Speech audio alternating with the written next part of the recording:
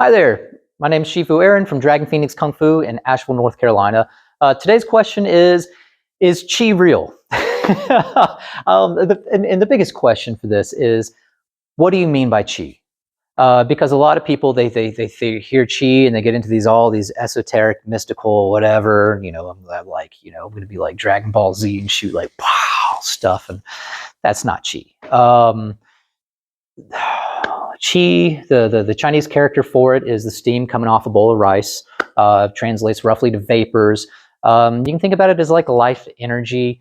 So yes, Qi is real, but it's not what a whole lot of people are talking about or thinking it is, and it's not some crazy magical whatever stuff. It's really basic scientific medical stuff that goes back to thousands of years. Chinese medicine's been around for thousands of years. Western medicine, hundreds of years. They've had some time to think about some things, map some stuff out.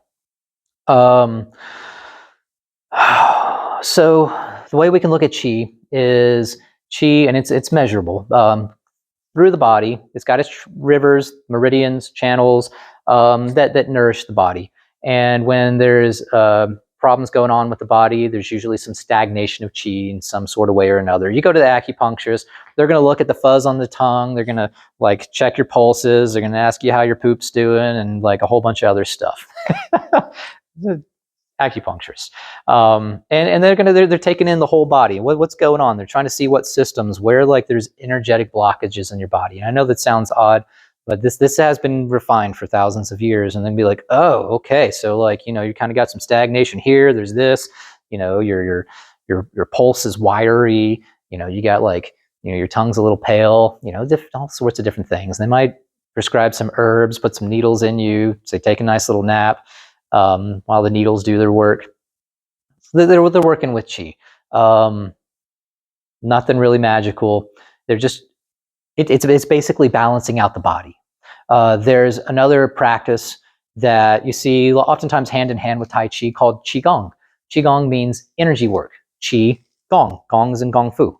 Hard work. So what these Qigong exercises are exercises that help promote healthier flow of Qi through the body. And when the Qi is flowing healthy through the body can recover itself a lot better. This is Qi. We go into, we can go to a little bit more like deeper type stuff. You see these things behind me. There's the primordial Bagua, postmordial Bagua diagrams from the I Ching. You've got internal alchemy. You've got the primordial Qis, like the energy that your parents created you with, and your primordial Qi. That all has to do with how you live your life, the types of food you eat, water you drink, air you breathe, thoughts you feel, emotional regulation, things like that. And so a lot of it is how you conduct your life, what you put in, what you consume. It's not just you are what you eat; it's you are what you consume, and that's all tied into the Qi. You're not going to steal Qi from somebody. You're not going to shoot them with electric bolts. You're not going to like manipulate their Qi in weird, fantastical, magical ways. It's life energy. So I know I'm going to start a lot of arguments with this. I'm going to make a lot of people upset. They're like, no, you got to do this. And I saw this guy do this, and he did this thing to me, and it was like crazy. And yeah, I don't know. There's a lot of things out there, and a lot of people doing things. A lot of mass hypnosis. A lot of like people like being like, oh, okay, placating to whoever their instructor is, and like imagining what they feel. Like there can be like a teacher over here goes, wow, and the students over here, and they're like, oh, I felt it. There's maybe that's sensitivity, maybe it's part of its imagination, but there's so many things beyond what we even begin to know about in our life. I mean, like there's things like your heart sends out like an electrical field with this, I can't remember what is it, a 25-foot radius or something like that, that's detectable. There's so much stuff we just don't know about our body.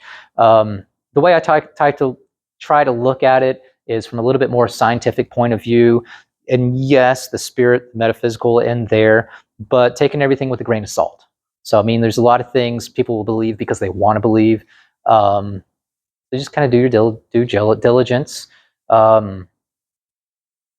You know, do your homework, see what you think, what you feel. I mean, yeah, you can feel this, you can move chi through your body, feel chi through your body. I mean, there's that kind of stuff.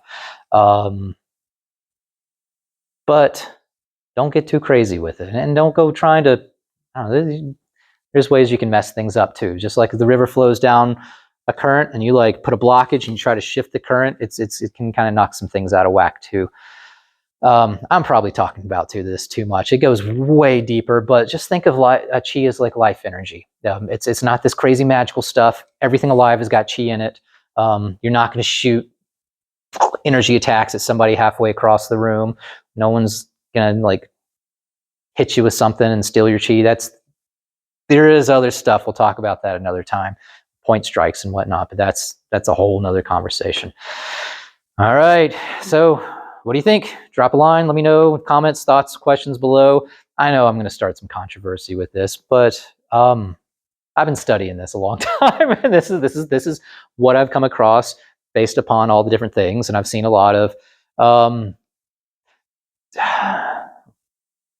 false information out there, a lot of true information out there, a lot of true information with false stuff, a lot of false information with truth in it too. So, and I don't claim to know everything. I'm not dead yet, so I'm apparently still learning. So there we go. What do you got?